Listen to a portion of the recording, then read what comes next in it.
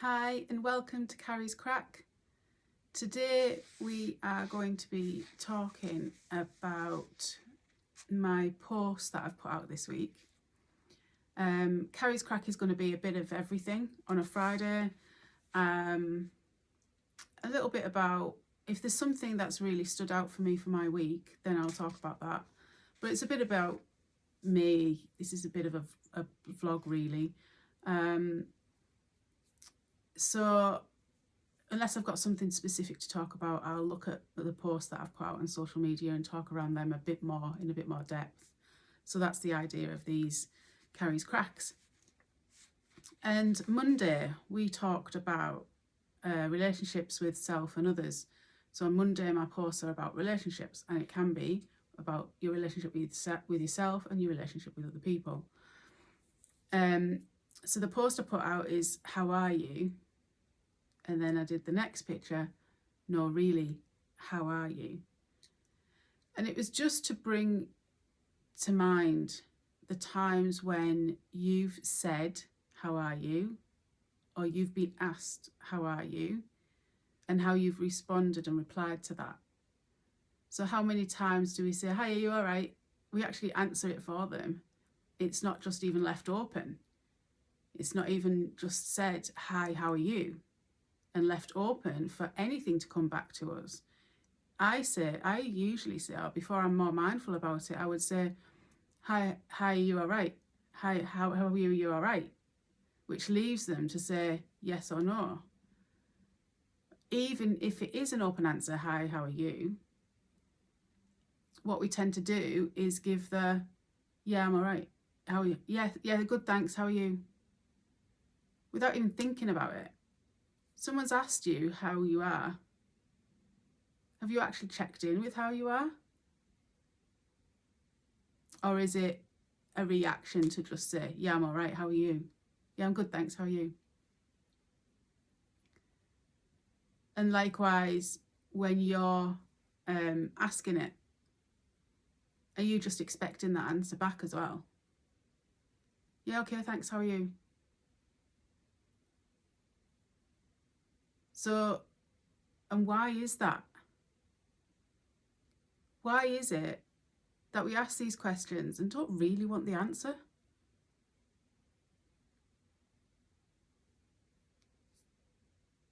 What if someone was really honest and said back to us how they really were in that moment?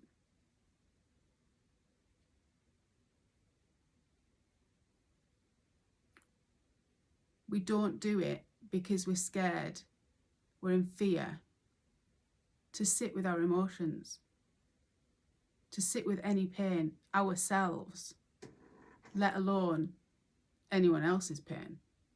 And that's why we do it. It's a self-preservation thing, it's a survival thing, it's the ego. So what can we do to change that? It sparked something in me. I listened to a tarot reader. She's called Baba Jolie. Go and check her out on YouTube. She's really good.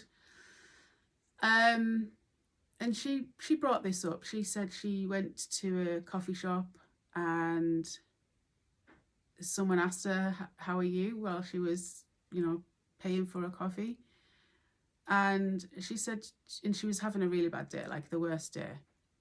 And she just said, actually, I'm not having a good day. And she said she saw the assistant sort of be a bit taken aback initially. But then she actually replied and said, I feel you. I'm having one of those days too. Now, even those strangers meeting for those 2 minutes had a connection. They had a connection where they heard and saw each other and was able to connect by saying, I understand you, I get you. They ended the conversation saying, I hope your day picks up.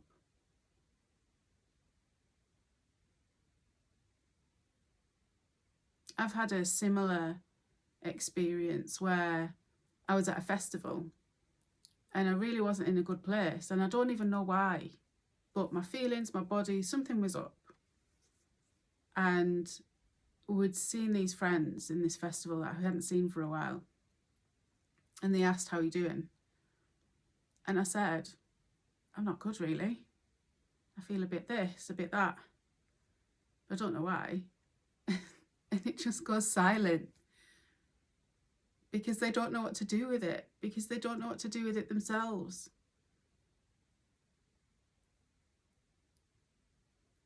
So maybe try this with your close family and friends, people who you think would hold space for you.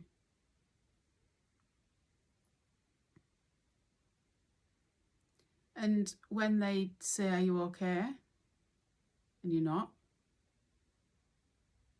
just, you don't even have to, if you don't want to, you don't have to go into it all, but you could just be honest. Maybe that's another thing why we don't do it, because we don't want to open the can of worms when we're saying we're not okay. So we just shut it down and say, yeah, I'm fine. So if you've got somebody that you can do this with, just to see how it goes and see how it makes you feel. Because if we're shutting down our emotions all the time and we're telling ourselves we're all right when we're not, that can play in our bodies.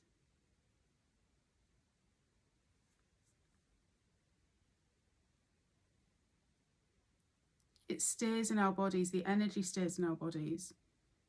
It can contribute to illness if we do this long enough. And this is why I say, pay attention to your emotions. I'm not saying go and be with them forever and just set yourself up for misery, if your emotion, because it's not just bad stuff. It's not just the negative emotions we do this to. In fact, we should do this more with the positive things, because we need to, because our positive emotions aren't for survival. Our positive emotions are there to bring us happiness, to bring us joy. It's not a survival thing. So our bodies don't remember it. So likewise, if you've got somebody that you're safe and you want to do this with and give it a practice, do it with the good stuff too. And you know what? We haven't moved on to talking about relationships here as well, but do it with our other halves. How many times do you sit down with your friends and actually praise your other half? We're so used to criticising, complaining what they haven't done. But you're with them, you love them, you chose them to have a family, you chose them to live your life with. Celebrate their good stuff too with your friends. So you're not just moaning and groaning about them. So give that one a try. Spent a lot of time on that. I only wanted a short video. So Wednesday, we talked about losing yourself in the busyness of life. I'm a big advocate for this. Don't lose yourself amongst whatever you've got going on. In particularly parenthood, motherhood. I don't believe we should put things on hold, because I'm a big advocate for living life now. That's what mindfulness is all about, the present moment. So if we think we'll just have our kids and have it all about our kids and nothing else, that's dimming your light in you.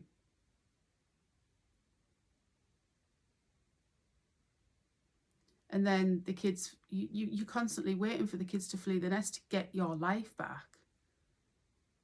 And there's a whole load of resentment there. Massive resentment. And do you know what? Your kids will feel it. I did. I felt that. This is why I'm so passionate about it. So find what you're passionate about and do it amongst the busy, amongst the parenting. I know there's no time. I get we're so time deprived nowadays, and energy. Time, energy and money, they're the three depletions of our life, right? Generally. But carve some time out. I'm passionate about this. Right now, this is where I come alive. I mean, I look it. I do. I really enjoy this. And I get up at 5 o'clock in the morning to do business stuff, to do all this. I make time because I know if I don't do the thing I love, I feel it and so do the people around me. And if I do the thing I love, I come alive again. It's hard. It's really hard. But it's blooming worth it.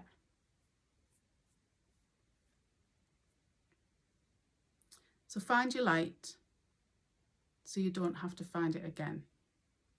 Find your light, keep your light so you don't have to find it again. That's the message in that one. And then on Thursday, it's about Thriving Thursday. So I talked about, again, it was a little bit similar about your passion. And I thought I'd link it because some people don't know what their passion is. And people go on about passion, find your passion, blah, blah, blah, and you get sick of hearing about it. So how do you find your passion? Now, I read a book by Elizabeth Gilbert, who wrote Eat, Pray, Love. Really good film. I like that one. And it's called The Big Magic. And she talked about creativity and how creativity is your passion. And the way to find that, if you're really stuck, is to get curious about your interests. What do you like to do? And if you're really stuck doing that, what don't you like to do? And then see if you like the opposite of that. Just make a long list. What is it you like or don't like? And go from there. It might just be flower arranging. It might be gardening. It might be sewing. It might be crafting of some kind. Any sort of creativity. Now, I've got friends that do all those things and I don't. I don't like cooking. I don't like, it's not, maybe not, I definitely don't like cooking, but there's things where I'll, like all the crafty things, I think, wow, that's amazing. I'd love to be able to do that, but I don't have an interest in it, so I don't. But I've got friends that do all those things and I think that's amazing. So I'm stuck and I go, what do I like? And I found this. I found mindfulness. I trained as I came along to meditation in 2010. And I loved it so much and it helped me so much in my life that in 2018 I trained to be a mindfulness teacher. And from then, my life just changed completely. I came alive and I thought, no wonder I didn't get school or enjoy school. I look back at school and I don't feel like I got anything from it, really. Because I wasn't passionate about any of the subjects. I worked my socks off and came out with average C marks, C grades. So that's a telling. So find what you're interested in and do that, even if it's 10 minutes a day, a couple of times a week, whatever you can do, but do it. So that when the kids do flee the nest, you haven't lost yourself. How good would that be? So I'm going to leave it there. There's a lot in there. I hope something resonates. I hope something you can take with you. Do these every week, as and when I can. So yeah, we'll leave it there. Till next week. Much love. Bye for now.